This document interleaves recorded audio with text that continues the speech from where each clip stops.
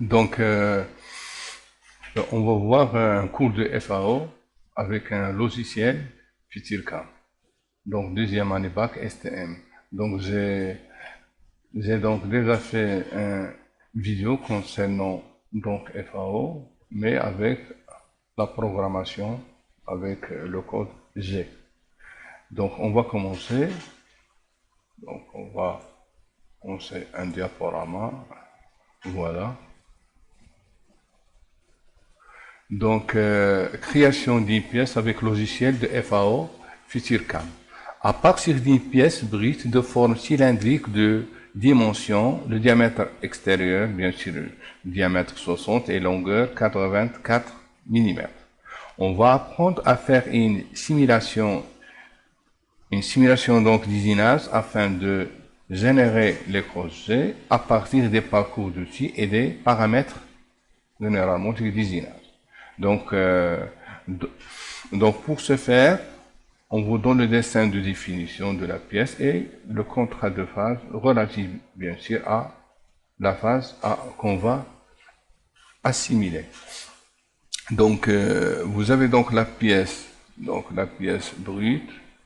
Nous avons déjà dit de diamètre 60 et de longueur 84. Et voilà la pièce qu'on va réaliser. Donc, je vais vous donner le dessin de la pièce qu'on va réaliser, de définition. Donc, j'ai pas fait les intervalles de tolérance, c'est-à-dire j'ai simplifié, cotation volontairement simplifiée, c'est-à-dire on peut mettre par exemple tous les codes plus ou moins, par exemple 0,1, sauf le diamètre 25, qui est une diamètre 25 à 7. Donc vous aurez le temps de voir le dessin de définition si on passe au contrat de phase. Donc on voit dans le contrat de phase, vous avez les opérations suivantes. Donc la première opération, c'est le dressage de la face avant, bien sûr, finition, ensuite contournage extérieur et bosse, contournage extérieur finition, perçage, contournage intérieur et bosse, contournage intérieur, donc demi-finition, contournage. Nous, on va se limiter au contournage intérieur et bosse, contournage intérieur, finition. Donc on va pas faire la demi-finition. Donc ensuite, usinage de la gorge extérieure et bosse, usinage de la gorge extérieure finition, usinage de la gorge intérieure et bosse, usinage de la gorge intérieure finition. Ensuite, on a déjà donné les paramètres de coupe, la vitesse de coupe, PC, l'avance par tour, petit f, profondeur de passe, le nombre de tours, la vitesse d'avance, on peut calculer la vitesse d'avance VF, on peut aussi calculer la longueur d'usinage et le temps donc d'usinage. Donc je vous laisse le temps pour voir toutes ces données. Ensuite on passe le croquis de phase, voilà la pièce à réaliser. Vous avez un contournage extérieur en rouge, contournage intérieur, la gorge intérieure, la gorge extérieure, vous avez perçage. Donc voilà les courbes à créer. Donc on va créer des courbes ouvertes. Bien sûr, en tournage, généralement ce sont des courbes ouvertes. Donc vous avez deux axes, puisqu'en tournage, on travaille suivant les deux axes.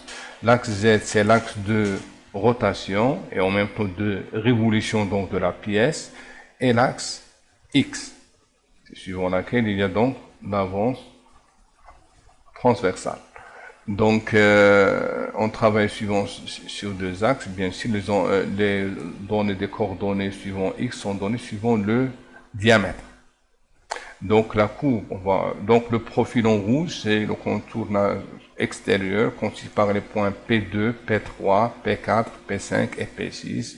Vous avez le profil en marron, Donc, constitué par les points P7, P8, P9, le profil en bleu clair, c'est-à-dire la gorge extérieure, constitué par les points P10, P11, P12, P13, et le profil en vert, c'est la gorge intérieure, P14, P15, P16 et P9. Vous voyez?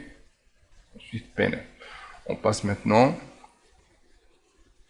Donc, on peut donc, il faut remplir ce tableau, c'est-à-dire on doit donc définir les coordonnées de tous ces points par rapport à l'origine programme. Par rapport à l'origine programme, bien sûr, suivant Z, suivant XX, on donne le diamètre. Donc, j'ai déjà fait ça. Pour ne pas perdre du temps, j'ai déjà rempli ce tableau. Voilà. X, c'est suivant le diamètre. Et vous avez Z. Vous voyez, c'est clair. Ensuite,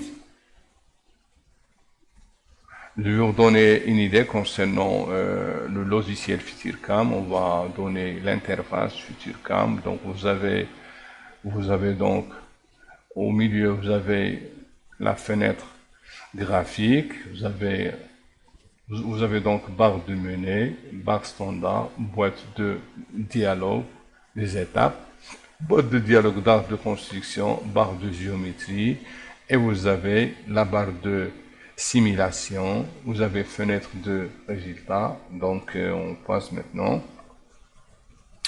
à la simulation. Donc n'oubliez pas, si vous avez une question, bien une remarque, bien quelque chose comme ça, vous pouvez me contacter par donc les mails à lui55 th@gmail.com. Deuxième année BTS FAO FutureCam. Donc maintenant on passe à la simulation. Donc on a lancé le logiciel FutureCam. Donc quand vous lancez FutureCam, la boîte de dialogue de nouveau document pièce est la première chose que vous voyez. Donc, quand j'ai lancé le logiciel, donc la première boîte, c'est ça. Ça, c'est la première boîte. Assistant de nouveau document, on trouve deux cas, créer un nouveau fichier ou bien ouvrir un fichier existant. Donc, nous, on va mettre créer un nouveau fichier, on va mettre suivant. Donc vous avez ici le fichier de pièces que vous pouvez choisir. Nous on va travailler sur tour à commande numérique, donc tournage fraisage, voilà. N'oubliez pas ici de spécifier donc l'unité, on va mettre millimètres. Donc terminé, voilà. Donc on va laisser ça après. Voilà donc la pièce, voilà l'origine, programme OP. Automatiquement, donc généralement donc défaut, l'origine programme sera affichée sur la face avant. Nous, sur le dessin, comme vous voyez ici,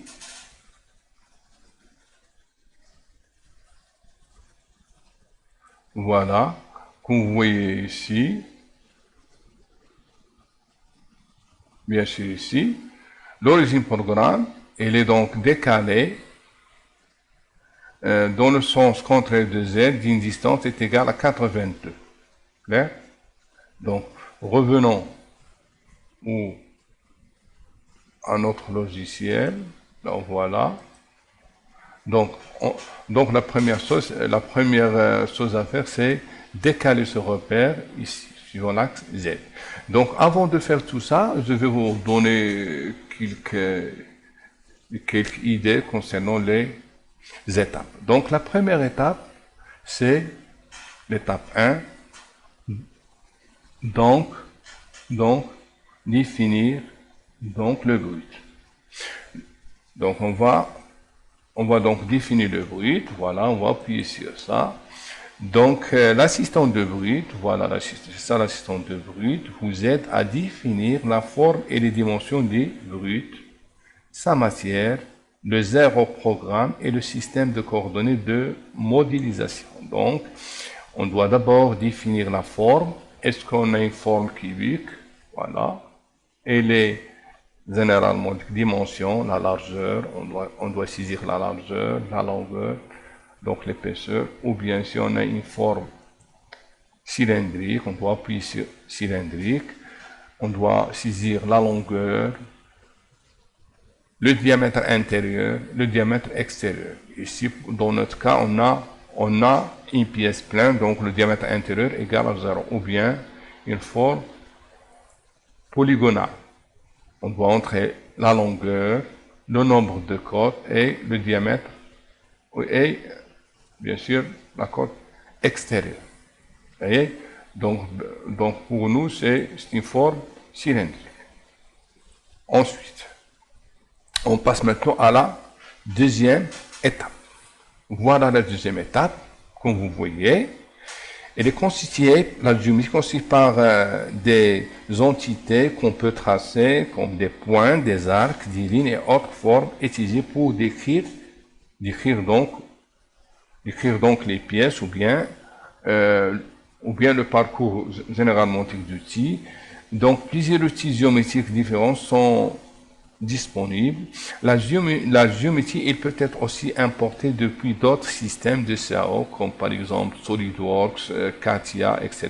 Donc, on peut donc construire, nous, sur ce logiciel, donc le parcours d'outils, c'est-à-dire la pièce à réaliser, ou bien on peut importer, c'est-à-dire la forme depuis un autre logiciel de CAO.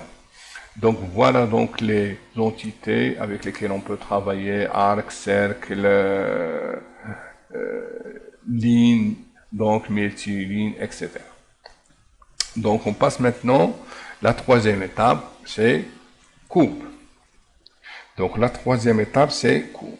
Cette étape regroupe les arcs et les lignes en courbe pour obtenir automatiquement des chemins réguliers. C'est-à-dire, c'est les entités qu'on a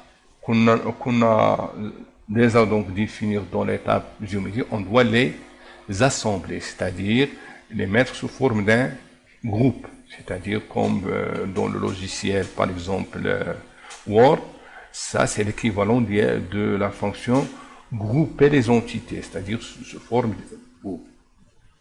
Grouper, on peut grouper selon est-ce qu'on a une courbe fermée, voilà, ou bien une courbe ouverte. C'est le groupe. Ça y est. On passe maintenant à l'étape suivante qui est, voilà, je vais fermer et je vais mettre l'autre, c'est-à-dire une surface. L'étape suivante, c'est surface. Ça, c'est pour les utilisateurs Future 1000 3D. Cette étape, normalement disponible seulement pour le Future 1000 3D. Cette étape lance l'assistant de surface 3D. On peut créer, par exemple, une surface à partir, par exemple, d'une courbe, la faire extruder suivant une autre ligne, c'est-à-dire ça c'est pour la création d'une courbe. Je veux signaler que les étapes surface solide et reconnaissance automatique des features, ce sont des étapes facultatives. C'est-à-dire, généralement, on ne travaille pas avec ces trois étapes. Je rappelle bien, l'étape surface, solide et reconnaissance automatique. Donc, on passe maintenant à l'étape solide. Voilà l'étape solide. L'étape solide, cette étape est disponible dans l'option de modélisation solide. Cette étape commence avec l'assistant solide qui vous aide à créer des solides. C'est-à-dire ici, on peut créer des solides, soit à partir d'une surface, c'est-à-dire l'extrusion d'une surface, c'est-à-dire vous avez, je pense, déjà travaillé avec des logiciels de CAO, c'est-à-dire la création des solides. Ensuite, l'étape 6, je ferme ça, l'étape 6, voilà. L'étape 6, c'est la reconnaissance automatique des features. C'est la reconnaissance automatique des features. Cette étape reconnaît automatiquement les features des modèles solides. Donc, si on a une module solide, soit elle est faite dans l'étape solide, soit elle est importée depuis un autre logiciel, c'est-à-dire il va faire la reconnaissance de ces fichiers.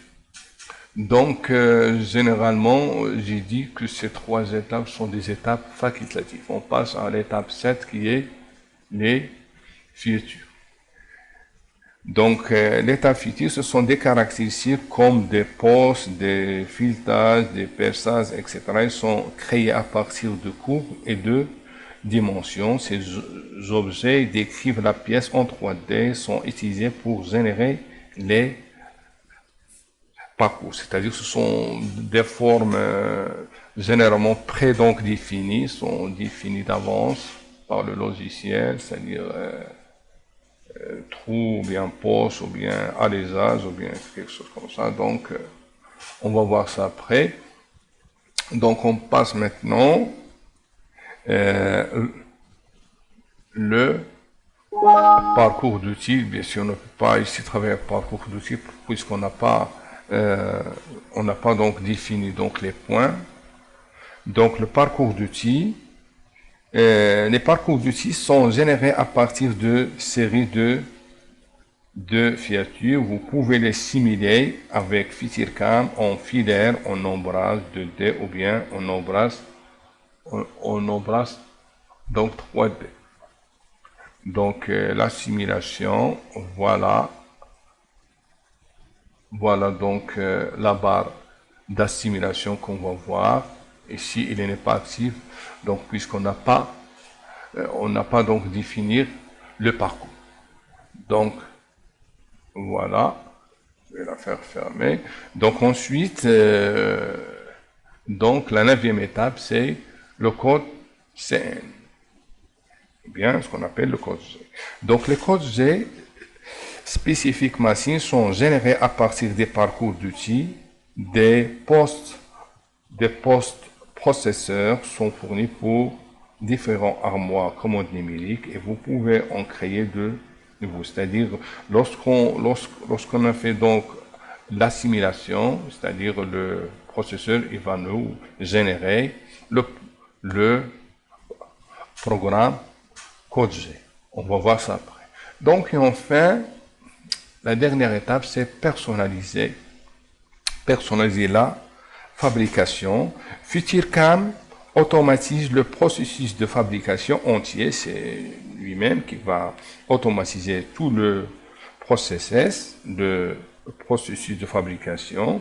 Et on peut personnaliser les paramètres du système, y compris les tables de vitesse, les matières, les avances, les outils, c'est-à-dire on peut modifier tout ce qui est, puisqu'ici on a une, généralement, bibliothèque sur laquelle on trouve, c'est-à-dire les données, c'est-à-dire les paramètres concernant les matériaux pour chaque matière, c'est-à-dire pour chaque matériau, on a donc la vitesse d'avance, la vitesse de coupe, etc. Donc on va essayer de commencer maintenant. Voilà, on va commencer par l'étape. Première étape, 8. On va donc, la première chose, c'est définir la forme. Donc on a une forme cylindrique, donc on va appuyer ici. Par exemple, s'il était comme ça, voilà, je vais appuyer ici, forme cylindrique. Je vais saisir la longueur, 84, diamètre intérieur 0, donc puisqu'on a une pièce pleine, le diamètre extérieur 60. Suivant. Le matériau, on peut choisir la matière. Voilà, la matière. Et vous avez les caractéristiques. Ça, ce sont des caractéristiques pour chaque matière. On a donc la directive linéaire, etc. Ensuite, positionnement donc multi-axe. Ça, c'est l'isostatisme donc de la pièce. Suivant. Donc, le nom de la configuration, par exemple, moi je vais mettre par exemple phase 10, fixation, etc., tournage, le ski, etc. Deuxièmement, Donc, nous, je vais changer donc l'origine, donc aligner l'origine. Voilà, suivant.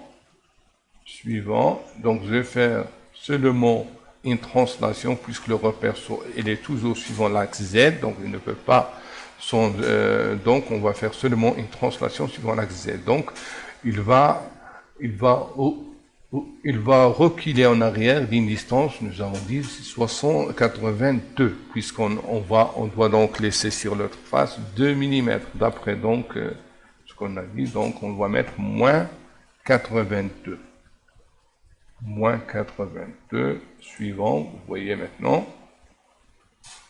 Donc, fin. Voilà.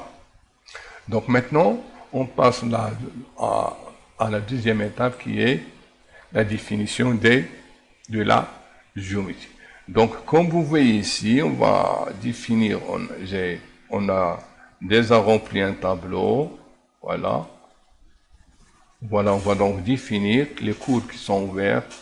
Courbe 1, 2, ensuite 2, 3, 4, 5, 6, ensuite l'autre courbe, plusieurs courbes. Bien sûr, on doit, d'après le dessin de définition, et on va remplir le tableau des coordonnées des points. Maintenant, on doit saisir ces points. Vous avez donc l'accrochage, parce qu'on va voir ça après. Donc, je vais donc faire ces... Voilà. Donc, je vais commencer par donc la première. Donc, multiligne. Voilà. Donc, sélectionnez le premier point. Voilà les coordonnées du premier point, c'est-à-dire X qu'on appelle D. X, c'est suivant le diamètre. Y, bien sûr, il n'y a pas ici d'Y, puisqu'on travaille dans le plan XZ, et vous avez Z. Par exemple, donc j'ai déjà rempli le tableau. Donc, pour donc le point P1, 0. Voilà. Donc, tabulation, on passe donc directement suivant l'axe Z, 80, on passe à généralement deuxième point, sélectionner un second point, donc point P2, 46, 80, entrée, voilà. Maintenant, pour faire la troisième point P3, on a l'accrochage. Vous voyez bien, la ligne est déjà accrochée au point P2. Donc, j'ai déjà rempli dans le tableau le point d'accrochage. Donc, le point P, maintenant, je dois saisir le point P3. Le point P3, suivant X, c'est 50, 78. Entrée. Maintenant, l'accrochage, il est déjà accroché. Je dois saisir le point P4. 50, tabulation, 23. Entrée. Maintenant, ici, on a un arc. Donc, je dois définir, elle est définie suivant par un arc. Donc, je dois changer la géométrie. Ce n'est pas ligne ou bien multiligne. Je dois définir, par exemple, arc par 2 points et le rayon par le rayon et par 2 points. Voilà. Donc, le rayon, donc je prends le dessin d'ensemble. Le rayon, c'est le rayon 3. Donc 3. Je passe le point suivant l'axe X.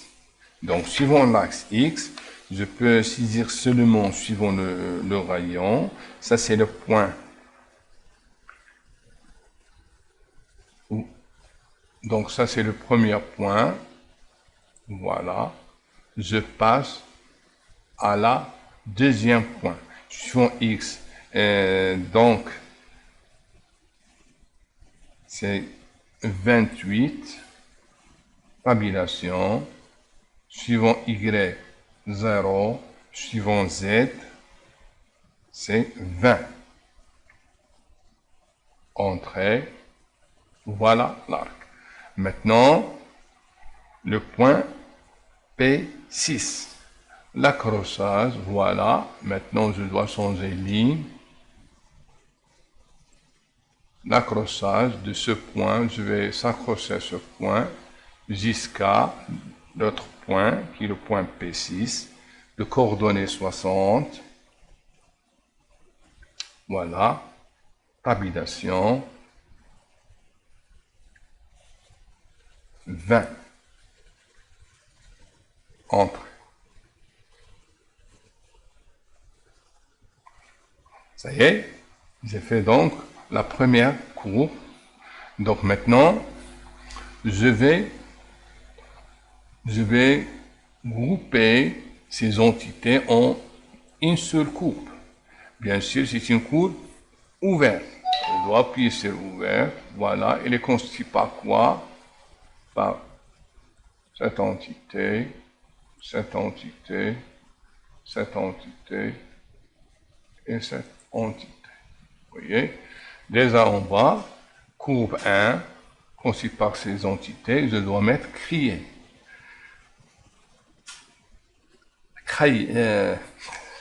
Donc, créer la courbe, voilà. Donc, je vais faire la même chose pour les autres courbes. Donc, pour gagner du temps, donc, je vais faire ça moi-même. Donc, voilà, j'ai fait donc les points considérés. Voilà donc la première courbe, comme vous voyez en bas, courbe 1. Voilà la courbe 2. Là, courbe 2. La gauche extérieure, courbe 3. Et la gauche intérieure, c'est la courbe 4. Et